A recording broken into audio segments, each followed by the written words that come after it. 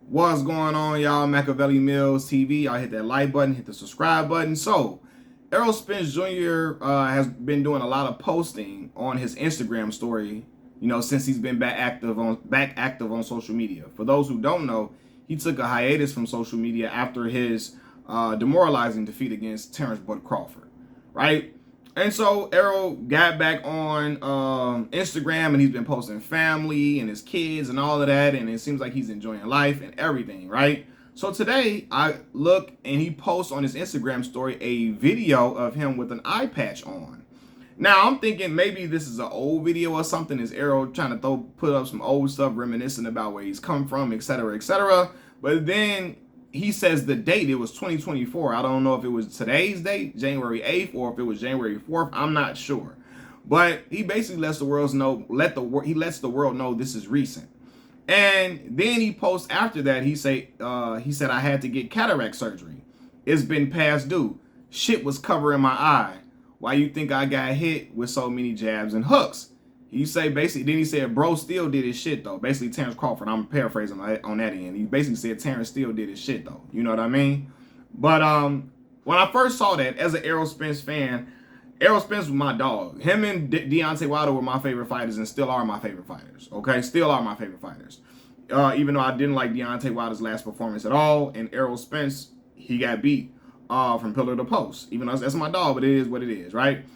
Still my dogs, but I'm like, a lot of Terrence Crawford fans or anti-PBC guys are going to say, oh, Errol's making an excuse. He's making an excuse. Look, or whatever. So I'm like, whatever.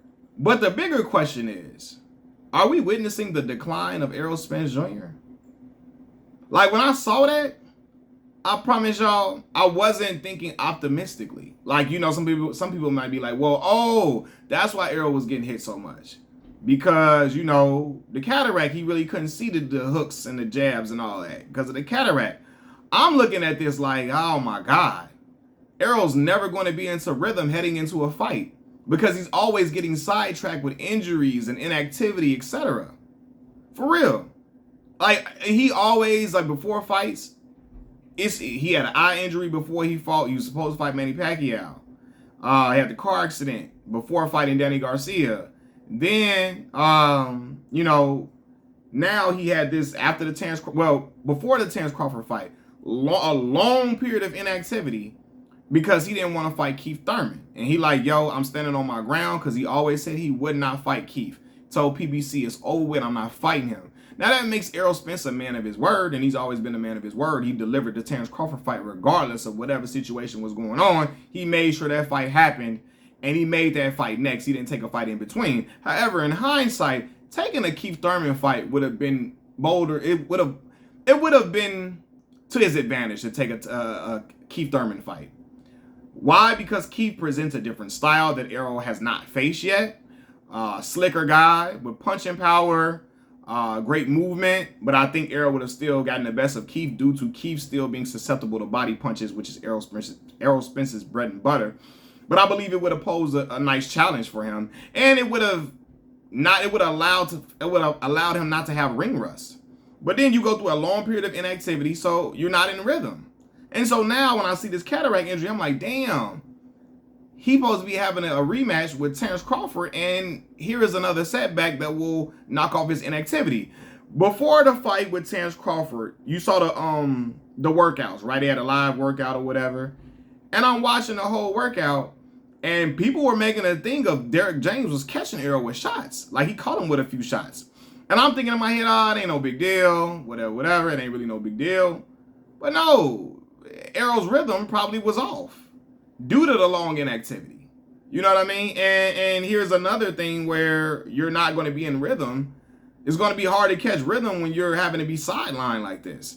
And so I'm wondering, is Errol's body, is his body breaking down on him? And that could very well be the case. Injuries after injury, you having surgery after surgery. Is it a time where you're going through a decline? That's my dog. I'm riding with him, win, lose, or draw. I don't give a fuck.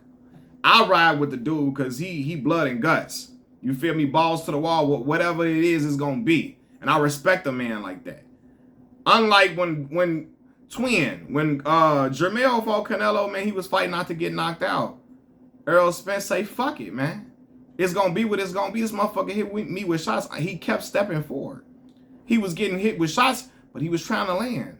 Some got through. They just couldn't hit Terrence. It couldn't hurt Terrence. And Terrence, Errol land 1, Terrence land 3. 2 or 3 sometimes. But he kept fighting. He kept getting back up, kept fighting, kept coming. And so that's why I rock with him. That's why I fuck with him heavy. But yeah, I'm looking at this like he's not going to be into rhythm going into a fight because of things like this. You know what I mean? And I saw people saying, some people wondering, why not take care of this before that fight? Why he could have had this cataract surgery before the fight with Terrence Crawford. And I'm thinking, well, if Errol would have had this surgery, he probably would have been called a coward. This fight had been delayed for so long, you know, that people was like, yo, if he would have gotten a surgery, they would have said, oh, Errol is scared. He's scary. He's trying not to allow us to get this fight. And maybe he felt like, shit, I can't really make 147 that much longer. I need to get this shit done right away. And so he went into the fight knowing that, hey, if I don't take this fight now, I'm going to be called a coward. Knowing, and he knew it was no way he could move up in weight without fighting Terrence Crawford. He knew that. There would always be a smudge on his resume. Even if he would have lost, Errol could have went the rest of his career undefeated. They were always going to say you never fought Terrence Crawford. There was going to be a strike against him. Like Riddick Bowe. Riddick Bowe never fought Lennox Lewis. That's a strike against Riddick. You hear me? Because Riddick threw the belts in the trash. You know? So, yeah, man, if he would have went up and not fought Terrence, they would have always called him a chicken, a coward, a runner. You know, what they was calling him, Errol Spence all the day. And he say, fuck it. I ain't never going to have it on my name. Let's get it. And he went balls to the wall and he got beat from pillar to post. So, you know, yeah, man, he gave us the fight that we wanted to see. And Terrence showed that he's a generational fighter. And that's why you see Terrence Crawford, for the most part, he's taking shots at Errol, but it's whatever. But for the most part, he's been showing Errol love because he knows that if Errol would have never made that fight and pushed for that fight, the fight wouldn't have never happened. He knows that. And he knows that Errol pushing for that fight allowed Terrence to really show his greatness and show that he's a generational fighter. Put him in an undisputed matchup.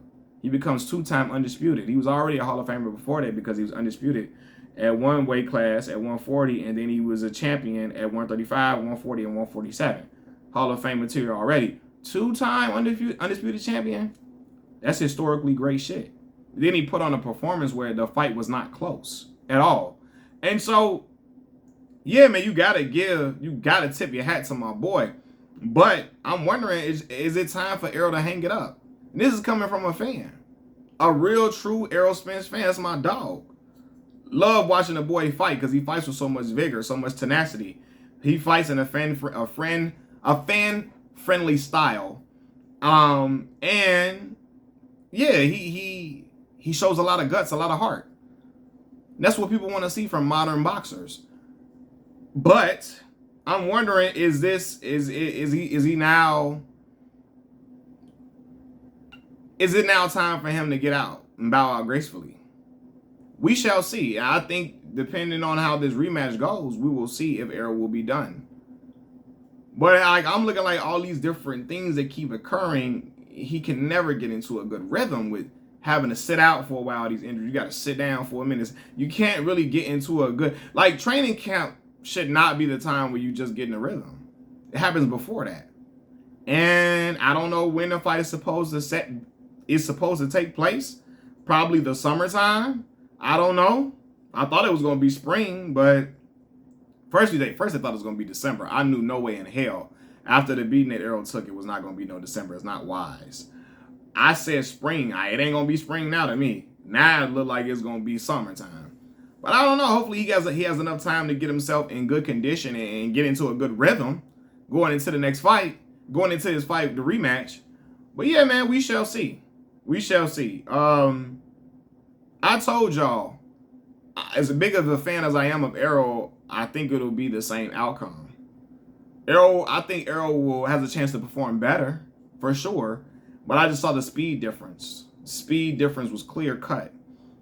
And I always say this, man, you can tell a dude who's been fighting for majority of their life versus a dude who started very, very late. Not very late, but Errol started boxing at what, 16? Terrence been fighting since he was a shorty. And there's a different type of instinct. There's a different type of like skill level. There's a different type of like a different type of knack, a different type of wrinkle in a fighter who's been fighting since a young cub versus a guy who started as a teenager. For the most part, it is. Sometimes this shit, Bernard Hopkins was great, okay? And he started boxing in jail. You know what I mean? I'm not saying that's always the case. But a lot of times when a dude is great and then he been fighting since a young cub, it's hard to beat that motherfucker. It's hard to beat that motherfucker. And don't let you have a disadvantage in the speed. He has an advantage in speed. Oh my God, and he punches harder. Terrence has better one-punch power than Errol. And I saw that while they were going through the division, the welterweight division. And even though Terrence had fought lesser competition to me, I still saw the way that Terrence's punches were landing. And I said, shit, his snap is harder than Errol's. It is. And then when I saw them fight, I said, yeah, it's clear. But it was clear before that. I still had Errol winning the fight because I just thought that Errol's jab would be so effective. And Errol did his shit. I felt like Errol does what he does so well that despite a dude being more skilled and having more in the toolbox, he was going to be able to overcome that along with his physical prowess. But Terrence seemed to be the stronger guy in that fight. You know, like I saw when they got close and clinched up and Terrence pushed him back like this, I said, oh shit. Now Errol can't bully him because he's not stronger than him. And I knew he wasn't faster than him. So where would be the difference? You can't fight on the outside, you have to fight on the inside. Errol's disadvantage was fighting on the outside because the jab, Terrence took Errol's jab away. So it had to be on the inside, and on the inside, he's not fast enough to land his punches without getting hit with 2 or 3 more from Terrence. So, like, you know, I'm riding with Errol Spence till the wheels fall off. That's my dog. I'm riding with him again. But, yeah, I'm just wondering, is it time for Errol to hang it up? And this ain't no hoe-ass shit or no, oh, I'm scared or, oh, pussy fat or running, tucking your tail because you go through injuries, nothing. I'm really wondering, like, every time he fights, it's a long layoff. And is that good for momentum heading into a fight? You can't really establish a rhythm. You can't properly train. It just knocks everything off. I don't know, man. Maybe I don't know. Machiavelli Mills TV.